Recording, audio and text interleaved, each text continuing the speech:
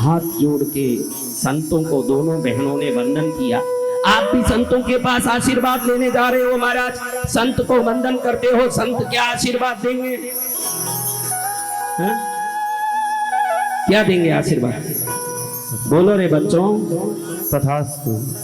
तथास्तु मैंने बोला इसलिए उसको पकड़ लिया, नहीं तथास्तु नहीं। फलो फूलो, हाँ क्या बोलेंगे? फलो फूलो।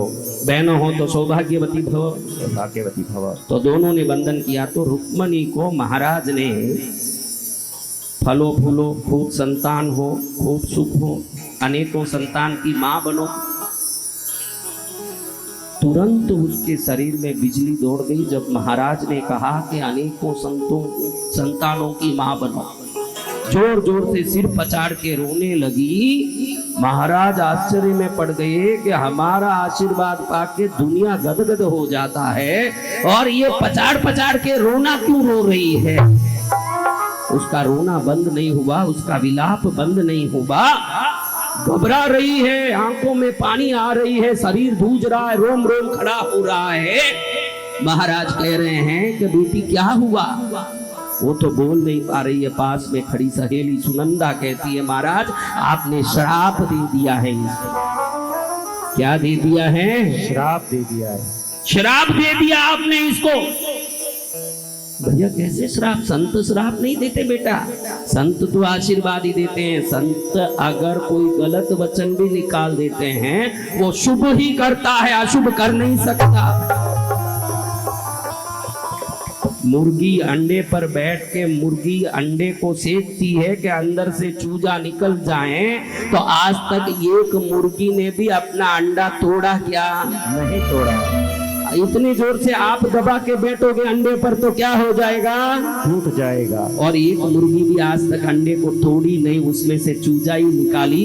तो संत दबा कर भी आपको बैठेंगे तो आपसे आशीर्वाद का चूजा ही निकलेगा, कोई टूटने वाला नहीं। अरे रामा, सुनंदा कहती है महाराज इसका पति अचानक इसको छोड़ के 12 वर्ष पहले काशी गया। कहाँ गया? श्रीपाद स्वामी से दीक्षा ले लिया है उसने, हमने सुना। वो जमाने की बात कह रहा हूं जब गाड़ी घोड़ा, mail, email, Google, WhatsApp, phone कुछ नहीं था। जब समाचारें कान में आती थी न कान से जाती थी। अब आप बताइए महाराज, आपने इसको कहा कई संतानों की मां बनो। जिसका पति सन्यासी हो गया हो और उसकी पत्नी पतिव्रता हो, उसको आपने बोला हो कि अनेकों संतानों की मां बनो, तो ये श्राप है कि आशीर्वाद महाराज? हाँ? साधु महाराज को धक कर गया। साधु महाराज कहते हैं कि बेटा काशी में कहाँ किसके पास उसने दीक्षा ली? क्योंकि ये भी साधु है।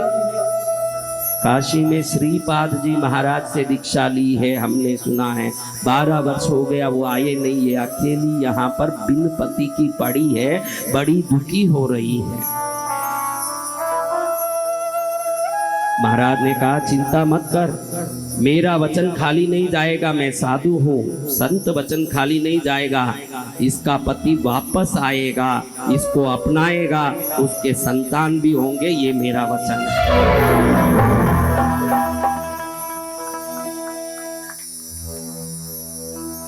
गुरु देख तेरा चेहरा करे दिल नाचण का। गुरु देख तेरा चेहरा करे दिल नाचण का, करे दिल नाचण का, करे दिल नाचण का, करे दिल नाचण का, करे दिल नाचण का। गुरु देख तेरा चेहरा करे दिल नाचण का,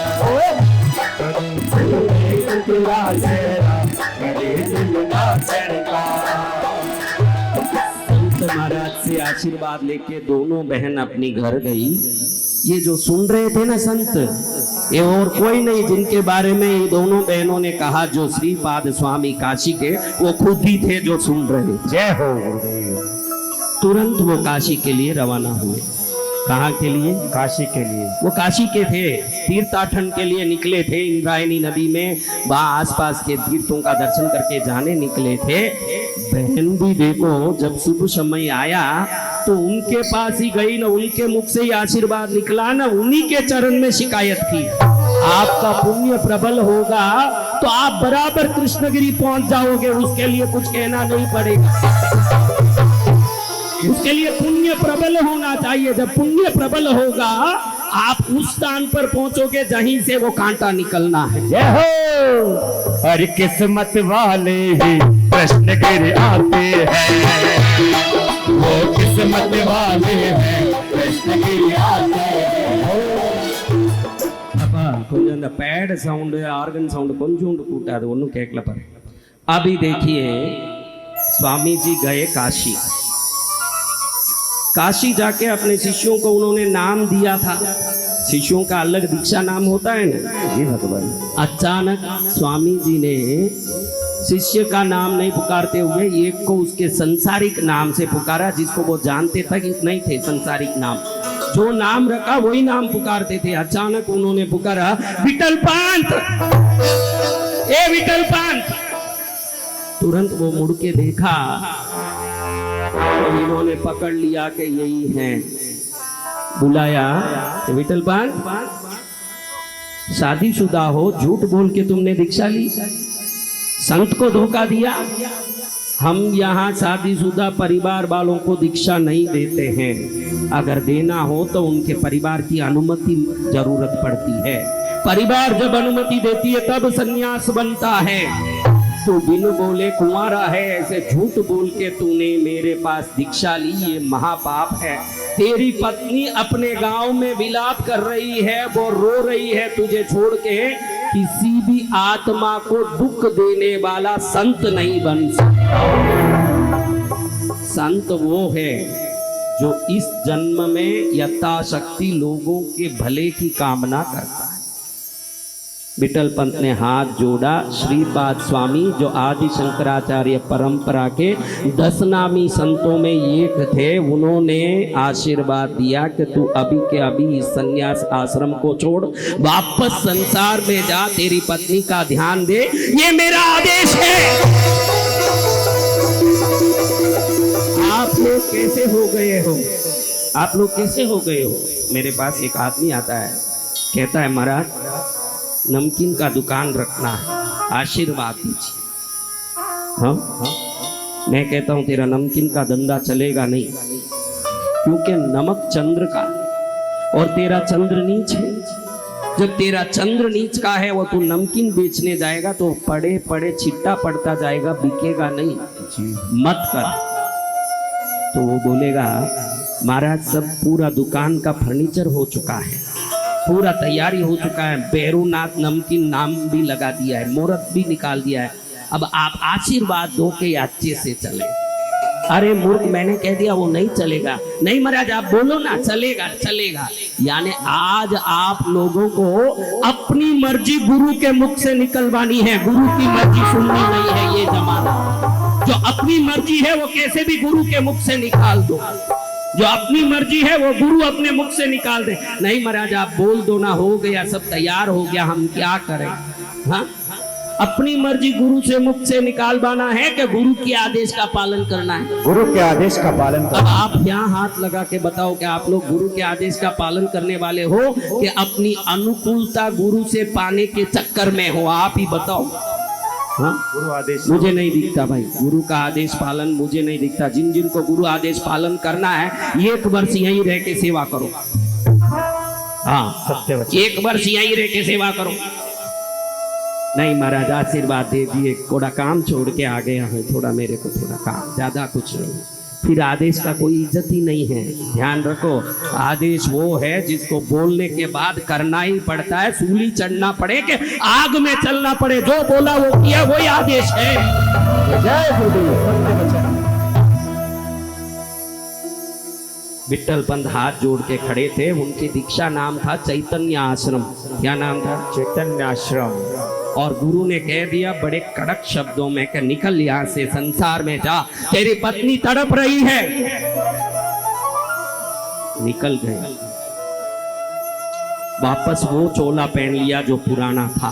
ध्यान रखना, पुलिस का वस्त्र आप पुलिस ट्रेनिंग लेने मात्र से मिल जाएगा, डॉक्टर का वस्त्र आप एमबीबीएस पढ़ने मात्र से मिल जाएगा, अगर आपका कद और काठ बराबर है तो आर्मी में भी जगह मिल जाएगा। संत बनना हो तो 1000 जन्म का पुण्य चाहिए, वरना नहीं मिलेगा। 1000 जन्मों का पुण्य मिलने के बाद एक व्यक्ति संत बन सकता है। बाकी सब बनने के लिए घूस दे के भी लोग एग्जाम में पास हो जाते हैं। दिल्ली के कुछ यूनिवर्सिटियों में 100 के 100 छात्र पास हो रहे हैं। कैसे पास हो रहे हैं? ये भी मुसलमानी एजेंडा है, ध्यान रखना।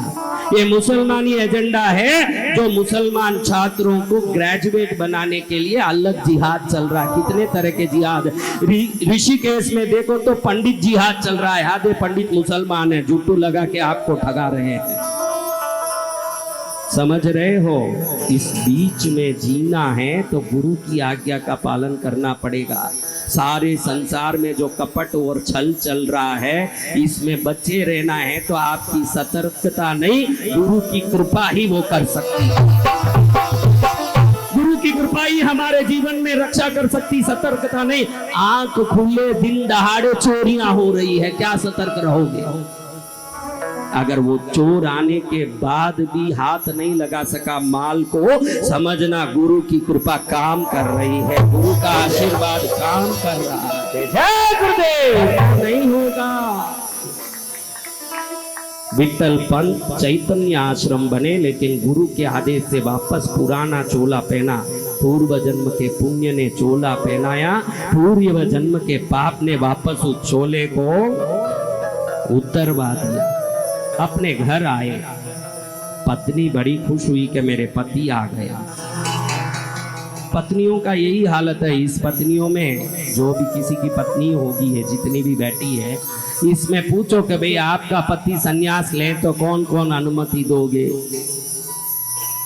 देखो कितने लोग अनुमति दे रहे हैं। देखो 3000 हाथ उठ गए हैं। देखिए, हाँ, हमको धर्म सुनना है, हमको धर्म समझना है, लेकिन हमको धर्म का पालन नहीं करना। ये हालत है आपको धर्म का पालन नहीं करना, धर्म को सुनना है। मेरा पति मेरे मुट्ठी में रहे, वो संत बनेगा, आपकी 21 पीढ़ी को तारेगा। और 21 पीढ़ी तिरने के लिए एक व्यक्ति का त्याग हो जाता है तो शास्त्र के हिसाब से वो बहुत छोटा त्याग। एक भी नहीं आई। देखो इतने भीड़ में एक हुई क्या जो मेरा पति संत बन जाए? हाँ, मेरा पति और नालायक बने तो चले महाराज। हाँ, भी जितनी नालायक बना करे। कई लोगों को तो थोड़ी देर संतों के पास ज्यादा बैठे न तो तुरंत कह देती है आजकल ये संत बाबा पना बहुत हो रहा है, घर में रहो बराबर। हाँ, ये बाबा पना बहुत आ रहा है, तुम घर में बैठो। क्योंकि उसको लगे कि कहीं संत बन जाएगा, तुरंत उसको टीवी में अलग अलग टाइप के पिक्चर दिखाएगी, अलग अलग टाइप के चीज दिखाएगी। यानी मेरा पति नालायक बन जाए तो 100% चलेगा, संत बने तो नहीं चलेगा। ये संसार की वृत्ति। हाँ महाराज, अब गुरु के आदेश को सोचें कि संसार की शक्ति को सोचें। संसार शक्ति से कह रहा है कि भाई नहीं रहना तुमको यहाँ, गुरु ये कह रहे हैं कि यहीं रहना है तुझे। हाँ, कसमे वादे प्यार बपास दो, बातें हैं बातों का क्या। कसमे वादे प्यार बपास दो, बातें हैं बातों का क्या। सूखा कुआं है ये संसार भैया, पानी की रखता क्या। कसमे वादे प्यार बातें हैं बातों का क्या। अब क्या करें? इसी हालत में वहीं रहते, उस अपमान को सहते। पुराने जमाने में जातिवाद, जाति के मुखियाओं की कड़काई बहुत होती थी। वो मुखियाओं के पंचों की बात को सुनने वाला ही उस समाज में रह पाता था। आज तो आप लोग मनमानी करते हो और स्वतंत्र भारत का मजा ले रहे हो। अगर 50 साल पहले भी जन्मते तो आपके कदम कदम पर आपका समाज पैरा बांधता और डोरा बांधता, वो जमाना था। बड़े मुश्किल से उनको 4 बच्चे हुए। कितने बच्चे? 4 बच्चे। पहले बच्चे का नाम उन्होंने रखा कि अब मुझे ये संसार नहीं चाहिए, गुरु के आदेश से संसार में आया हूँ, संसार का पालन नहीं करूंगा तो गुरु आदेश के विमुख हो जाऊंगा, मुझे गुरु आदेश का पालन करना है। लेकिन संसार में रहूंगा तो मेरी आत्मा का कल्याण नहीं होगा, मुझे संसार छोड़ना है। पहले बालक का नाम रखा निवृत्ति। क्या रखा? निवृत्ति, कि मुझे निवृत्ति चाहिए। फिर भी और एक बच्चा हो गया। उन्होंने सोचा कोई ज्ञान में कमी है, मुझे कोई ज्ञान में कमी है, इसलिए निवृत्ति नहीं हो पा रही है, प्रवृत्ति हो रही है। तो मेरे को पहले वो ज्ञान चाहिए जिससे निवृत्ति हो जाए। दूसरे बच्चे का नाम ज्ञानेश्वर रखा। क्या रखा? ज्ञानेश्वर। तीसरा नाम रखा, भाई ज्ञान पाने की कोशिश कर रहा हूँ लेकिन छड़ नहीं पा रहा हूँ, मुझे छड़ना चाहिए, इसलिए सोपान रखा। क्या रखा? सोपान। अंत में कुछ काम नहीं खाया, चौथी एक कन्या हुई, उसका नाम मुक्ता रखा। क्या रखा? मुक्ता। मुक्त हो जाओ। अपने बच्चों का नाम उत्तम रखा करिए। आजकल फोन को देख करके, मोबाइल को देख करके, नए डिक्शनरी देख करके नाम रखते हैं।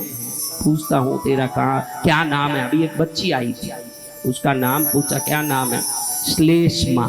क्या नाम है? श्लेष्मा। मैंने कहा क्या नाम है? नहीं महाराज, गूगल में देखा, फोन में बड़ा नया लगा, हमने सोचा कि वो नाम किसी का नहीं होना चाहिए, ऐसा नया नाम होना, इसलिए हमने श्लेष्मा नाम रखा है। मैंने कहा श्लेष्म यानी ये सेड़ा जो नाक से निकलता है गंदगी, तेरी बेटी को तू गंदगी बना दिया ये नाम रख के, क्योंकि तुझे अर्थ मालूम नहीं है। देखो वो महापुरुष ने नाम रखा निवृत्ति, ज्ञानेश्वर, सोपान, मुक्ता। कभी अपने बच्चों का नाम रखो ना, उस नाम को पुकारते समय भगवान आ जाए वैसा नाम रखो। कम से कम हे प्रभु, मैं भगवान आपको तो पुकार नहीं सक रहा हूँ, लेकिन ये संसार की माया में ऐसा फंसा हुआ हूँ, अपने बच्चों को 100 बार शहद लगा लगा के बुलाता हूँ, लेकिन मेरे शहद लगा के बच्चों को पुकारने की ये माया की आदत प्रभु को पुकारने की आदत बन जाए, वैसा नाम रख दूं। नारायण रख दूं, शिव रख दूं, गोपाल रख दूं, क्या रख दूं? पुकारो मेरे बेटे को नारायण, लेकिन प्रभु आ जाए कि शायद मुझे ही बुलाया होगा। नाम तो अच्छा रख लें।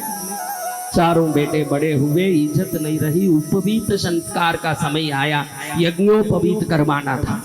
क्या करवाना था? यज्ञोपवीत। समाज अड़ंगा डाल रहा है कि तुमको यहाँ जगह ही नहीं है, तू सन्यासी बन के बच्चा जिनता है। बेशरम, सन्यासियों के बच्चे होते हैं और उनका तू यज्ञोपवीत कराएगा। कल हर सन्यासी बच्चा जिनेगा, सबका यज्ञोपवीत होगा, कैसे चलेगा? कुछ भी करो, इन बच्चों को शुद्धि पत्र दे दो। क्या पत्र है?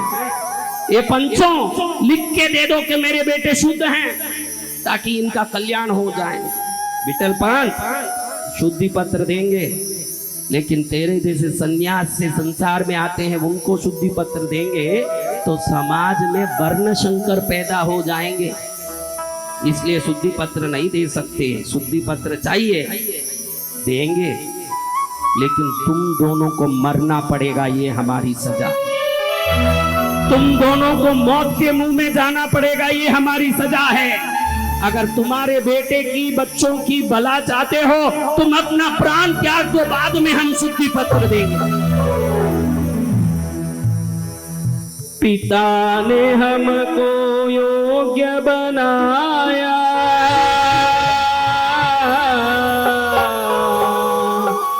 पढ़ा लिखा गुणवान बनाया, जोड़ जोड़ अपनी संपत्ति का बता दिया हकदार, हम पर किया बड़ा उपकार, हम पर किया बड़ा उपकार, हम पर किया बड़ा उपकार। विठल पंत ने सोचा कि गुरु की आज्ञा से मैं संसार में आया, मैंने संसार को पकड़ा, लेकिन संसार मुझे नहीं पकड़ रहा है। मैं संसार पकड़ने आया, संसार मुझे लात मार रहा है। जिंदगी भर लात मारेगा, क्योंकि मैं सन्यास से संसार में आया हूँ। मेरे बच्चों को ये नौबत नहीं आना। आज भी आप लोगों को पूछता हूँ कि इतना मेहनत क्यों करता है बेटा, वो कहता है कि मेरे बेटे को यूएस भेजना है महाराज, मेरे पास और कोई व्यवस्था नहीं है, मैं मेहनत करूँगा तो ही वो अमेरिका जा पाएगा। छोटे गांव में गाय को चराने वाला एक व्यक्ति अपने बेटे को यूएस भेजना चाहता है तो वो उसको ऊंचा उठाना नहीं चाहता है, अपने लाल को सबसे ऊपर रखना चाहता है। ध्यान रखिए। विठल पंत ने अपनी पत्नी रुक्मणी से बात किया, देखो हमारा जीवन तो बेकार हो ही गया है, कहीं भी जाते हैं तो लोग तिरस्कार की नजर से देखते हैं, हमको तिरस्कृत करते हैं। अब हमारी जीवन तो समाप्त हो जाएगी, हमारा उम्र बड़ा नहीं, बच्चे छोटे हैं। नाथ आप जो बोल रहे हो मैं समझ रही हूँ कि हमारे मरने से इनको शुद्धि पत्र मिलेगा, लेकिन हम मरेंगे। ये मुक्ता 1.5 साल की है, ये बच्चा सोपान 2.5 साल का है, ये ज्ञानेश्वर 4 साल का है, ये निवृत्ति 5 साल का है। इन बच्चों को क्या आप छोड़ के चलोगे? बिल्ली भी अपने बच्चों को जब तक आंख नहीं खोलता है ध्यान रखती है महाराज, हम कैसे छोड़ के चले? लेकिन भाई ये बच्चे अगर सुख पाना है तो हमको जाना पड़ेगा। अगर ईश्वर ने डाली के पत्ते गिन के रखे हैं, आकाश के तारे गिन के रखे हैं, अपने बच्चों के पेट में कितने कौवे जाने चाहिए वो भी जरूर गिन के रखा होगा। वो हमारे हाथ में नहीं है, ईश्वर खुद खिलाएगा, मुझे विश्वास है, जाना पड़ेगा। एक रात ऐसी आई, काली रात, जो बड़ी अंधेरी रात थी। उस रात में बगर बोले श्री विठल पंत जी और उनकी पत्नी। छोटे छोटे बच्चे सो रहे हैं और निकल गए। संतों की कहानी सुनोगे तो संघर्ष को वो कैसे करके संत बने आप जान सकोगे, भाग्यशालियों। तो अंधेरे में निकल गए, चल रहे हैं, लगा कि भाई यहाँ हमारा लाश मिलेगा तो लोग अपमान करेंगे कि देखो साधु बन के संसारी बना, तो आखिर इसकी क्या गति हुई, तो लोग मजाक उड़ाएंगे, इसलिए दूर जाना चाहिए। इंद्रायणी नदी के पास निवास करने वाले वो पुण्यशाली आत्मा वहां से बहुत दूर निकल के प्रयागराज तक पहुंचे और प्रयाग में हाथ जोड़ के कहते हैं कि गंगा जमुना सरस्वती मिलने वाली है, त्रिवेणी संगम। कहते हैं कि ज्ञान भक्ति मुक्ति तीनों त्रिवेणी संगम होता है, तुम जल का त्रिवेणी संगम हो, हमको मुक्ति का त्रिवेणी संगम मिल जाए, ऐसा आशीर्वाद देना। इस जन्म में हमने भरपूर अपमान से है, भरपूर कलंक सहा है, अगले जन्म में हमको पूरी तरह से मुक्ति का मार्ग मिले, ऐसा आशीर्वाद देना। ऐसे प्रार्थना करते हुए पति पत्नी ने धीरे धीरे कदम आगे बढ़ाते उस जल में समाधि ली। बच्चे बड़े छोटे, चारों बच्चे इतने छोटे। ध्यान रखना, ईश्वर जिनकी रक्षा करता है संसार उनको कुछ नहीं कर सकता। ईश्वर जिन पर कृपा करते हैं संसार उसको कुछ नहीं कर सकता। बड़ा बेटा 5 साल का निवृत्ति छोटे बच्चों को कहता, आज से तुम्हारे लिए मैं मेहनत करूंगा। निवृत्ति को जंगल में जाने का, बाहर जाके कुछ लाने का, कुछ मेहनत करने का कोई जरूरी आ गया, बच्चों को पालना है।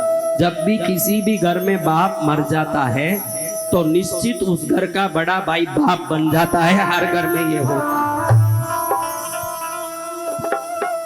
एक बार निवृत्ति गया, 7 दिन तक वापस नहीं आया जंगल में। बड़े घबरा गए सब कि भैया कहाँ गए, भैया कहाँ गए। सबको लगा कि ये भी कहीं मर गए या चले गए, क्या हुआ।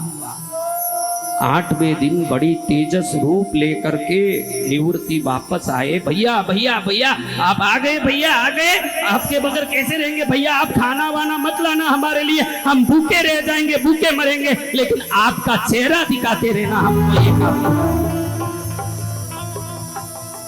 निवृत्ति नाथ कहते हैं कि जंगल में गया तो बहुत बड़ा अंजनी पर्वत के अंदर गुफा में जाना पड़ा। अचानक कोई शक्ति ने मुझे खींचा, वहां गया तो देखा एक विशाल काय संत जिनका शरीर करीब 50-60 फुट का होगा। इतने बड़े संत, बड़ी दाढ़ी, जिनकी दाढ़ी 20-30 फुट की होगी। वो बैठे हैं, उनके शरीर से रोशनी निकलती है। वो कहते हैं बेटा मैंने ही तुझे खींचा है, मैंने ही तुझे यहां तक खींचा है। मैं गहिनी नाथ हूं। कौन है? 9 नाथों में ये गहनी नाथ, जिनके गुरु स्वयं गोरखनाथ।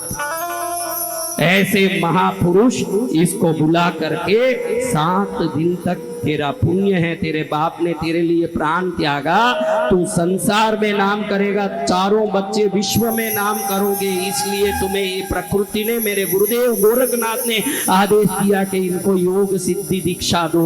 7 दिन तक निवृत्ति को उन्होंने योग साधना और योग सिद्धि दी। निवृत्ति आज नाथ संप्रदाय के सबसे बड़े संत के रूप में पूजे जाते हैं। उनकी शक्ति को देख करके ज्ञानेश्वर दो दूसरे भाई थे, उन्हीं से दीक्षा ली, अपने सगे भाई से। वो दीक्षा लेकर के महापुरुष बने। उम्र उनका 7 साल का। कितने साल का? 7। वो भी बड़े दीक्षा से पारंगत महायोगी हुए। ये घटना जो मैं बता रहा हूँ, इधर आप जरूर कई लोग गए होंगे जो महाराष्ट्र के हो, वो आलंदी का गांव आलंदी। इस पावन भूमि पर ज्ञानेश्वर हुए। वहां से निकलते हुए उन्होंने सोचा कि जो शुद्धि पत्र की बात थी, ये शुद्धि पत्र ले लेना, क्योंकि मेरे माँ बाप तो उसी कारण प्राण त्याग गए। अब तो हमको शुद्धि पत्र मिलना हमारा अधिकार है। पैटर्न गए वहां से। कहाँ पर? पैटर्न पर जाकर के शुद्धि पत्र की मांग अपने समाजपतियों से की। उन्होंने कहा शुद्धि पत्र तो देना, तेरे माँ बाप तो गए तो शुद्धि पत्र देना तो चाहिए, लेकिन तुम जैसे नालायक शुद्धि पत्र लेके भी क्या करोगे? ये समाज है, ध्यान रखना। ये समाज जब कुछ नहीं देना चाहता है तो फिर हर शर्त करके भी नहीं देगा।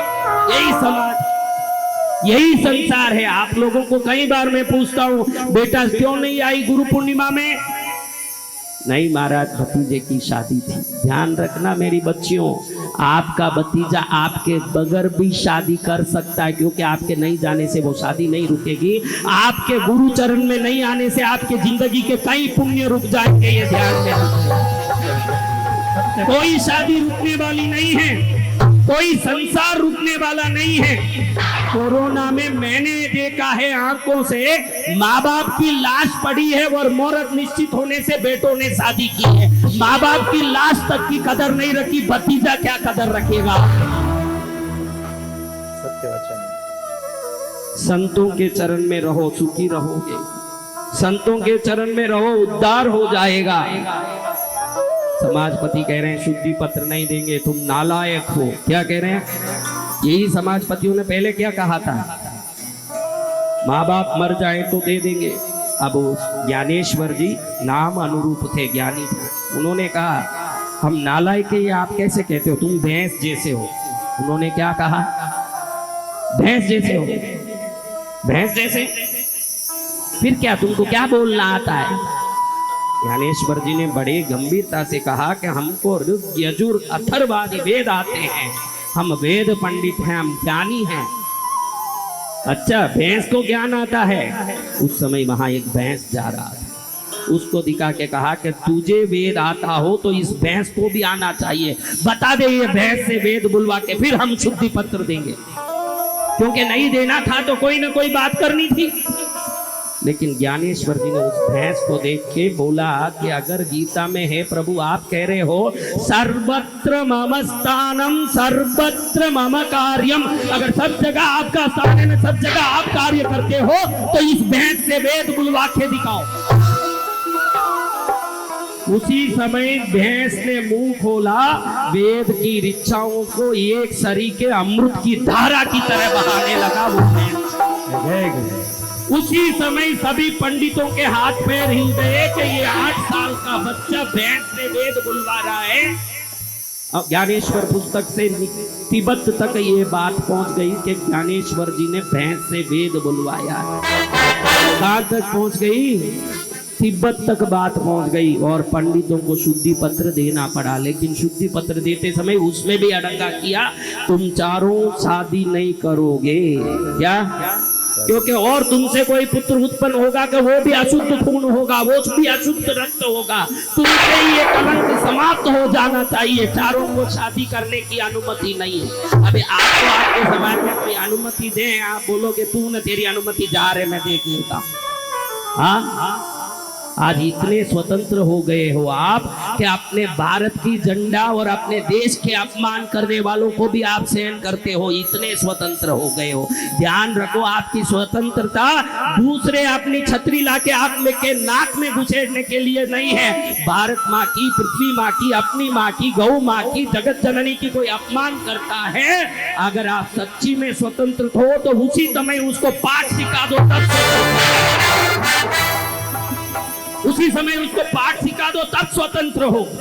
अपनी मर्जी करने के लिए स्वतंत्र हो, नालायक हो तुम लोग।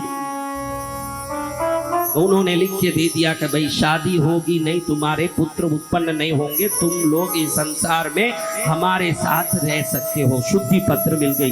कंडीशन क्या हुआ? शादी नहीं कर सकते, विवाह नहीं कर सकते। वो वहां से नेवासा जा, नेवासा कोई गए हैं? नेवासा गांव कौन गए? हाथ ऊंचा करो बराबर। कई लोग गए हैं नेवासा में। आपने देखा होगा ज्ञानेश्वरी का स्थान है। 15 वर्ष उस बच्चे का होने तक उन्होंने क्या क्या किया। जब रास्ते में जा रहे हैं तो एक औरत छाती पीट पीट के रो रही है। क्या कर रही है? छाती पीट पीट के। हाँ, लोगों को मुर्दा उठाने नहीं दे रही है। उनका पति मर गया है, वो कल सुबह मर गया। कब? लोग बड़े प्रयत्न करते हैं कि अब ये दुर्गंध आ रही है इस मुर्दे से, इसको समाप्त कर दो। कितना भी प्यारा हो भाई, शरीर छूटने के बाद उसको मानक चंद कहोगे कि डेड बॉडी कहोगे? हाँ, डेड बॉडी। नाम धाम धन सब यहीं रहने वाला है। फिर बोलेंगे बॉडी को उठा दिया क्या, बाड़ी को नला दिया क्या, बाड़ी को ले गए क्या, बाड़ी को जला दिए क्या। सिर्फ बॉडी बनने वाली शरीर रख के इतना सारा माथाकूट कर रहे हो, तो थोड़ा समझ लो कि जो बॉडी बनने वाली है, क्या बनने वाली है? ये गाड़ी बन के मोक्ष तक जाए, वैसा कोई व्यवस्था करो। खाली बॉडी नहीं बन जाए, गाड़ी बने। क्या बने? गाड़ी बने। हाँ, मोक्ष को जाने का रथ बने। रास्ते में वो रो रहे हैं। ज्ञानेश्वर जी वहीं खड़े हो गए। बड़े भाई गुरु हैं। कौन है बड़े भाई? निवृत्ति जी गुरु हैं। गुरुदेव, बड़ी दया आ रही है मुझे। निवृत्ति ने वहां पूछा कि इनका नाम क्या है? जो मरा ना उसका नाम सच्चिदानंद। क्या नाम? सच्चिदानंद। कई बार ऐसा होता है, एकदम गली में भीख मांगती है ना, उसको पूछता हूँ माई तेरा नाम क्या है? महालक्ष्मी बोलती है।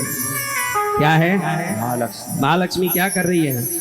इधर ही एक आदमी मेरे पास आया, गुरुदेव रात भर डर लगता है, रात भर बहुत घबराहट होती है, 1 मिनट भी शांति नहीं, डर के मारे घबरा रहा हूँ। तेरा नाम क्या भाई? वीरचंद।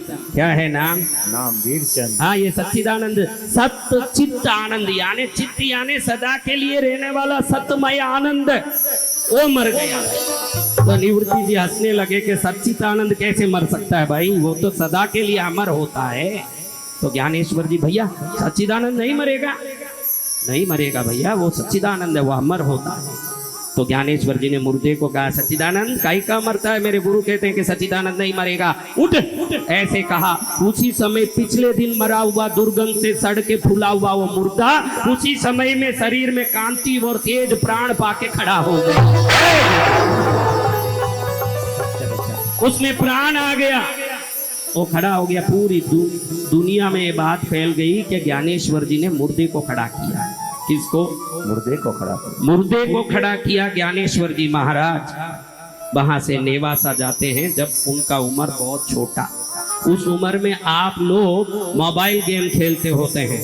क्या करते हैं आप लोग? मोबाइल गेम खेलो। उस उम्र का बच्चा भगवत गीता का विवेचन लिखने लगे। आज भी गर्व से कह सकते हैं कि आदि शंकराचार्य के भगवत गीता के भाष्यार्थ के बाद अगर कोई भाष्यार्थ विश्व में भगवत गीता का विवेचन को निरूपण के साथ करता है तो वो 15 वर्ष के उम्र की ज्ञानेश्वरी करता है। 15 वर्ष की उम्र उम्र में उन्होंने ज्ञानेश्वरी गीता लिखी, जिसके तत्वार्थ को आज भी कोई तोड़ नहीं सका। योग की व्याख्या, आत्मा की व्याख्या, धर्म की व्याख्या, संस्कार की व्याख्या, जीवन की व्याख्या, तत्व की व्याख्या, गुण ज्ञान की व्याख्या। अगर आप कभी जीवन में मौका पड़े तो कल्याण गोरख प्रेस का एक गीता प्रेस का, गोरखपुर गीता प्रेस का ज्ञानेश्वरी हिंदी टीका मिलता है पुस्तक। एक पन्ना भी रोज पढ़ने का कोशिश करोगे तो कैसे भी नालायक अनाड़ी का आपका जीवन आज का हो, पढ़ के खत्म करो जब तक ज्ञानेश्वर जी की कृपा प्राप्त होंगे। ऐसी शक्ति 15 वर्ष पूरा हुआ 1690 1690वें वर्ष में उनका 15वां वर्ष पूरा हुआ ने ज्ञानेश्वरी की विशद व्याख्या भी उन्होंने पूरा किया। आप कल्पना करो कि 15 वर्ष के उम्र में कोई गीता का भाष्यार्थ कैसे लिख सकता है, 18 अध्यायों को हजारों पन्नों में कैसे अर्थ कर सकता है कोई 15 साल का बच्चा, क्योंकि वो बच्चा नहीं है, गुरु के रूप में भगवान आए हैं।